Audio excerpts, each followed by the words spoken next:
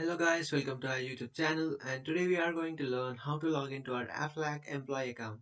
So let's get started. So if you want to log into your Aflac employee account, what you can do is just open up a browser, and after opening up a browser in search bar you have to search for employee Aflac login.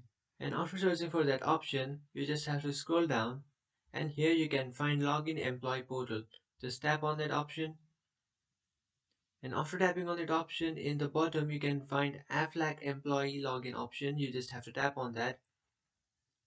And now what you have to do is to access this page, you have to log into your Salesforce account. So just enter the username and password of your Salesforce account and then tap on login. And after tapping on login, you can access the page that you can log into your Aflac employee account. After entering your username and password, just tap on login. And after tapping on login, it will direct you to the page where you can log into your Aflac employee account. So that's it guys, this is how to log into your Aflac employee account. If you find this video helpful, don't forget to like and subscribe to our channel. If you have any doubts, feel free to comment below. Thanks for watching.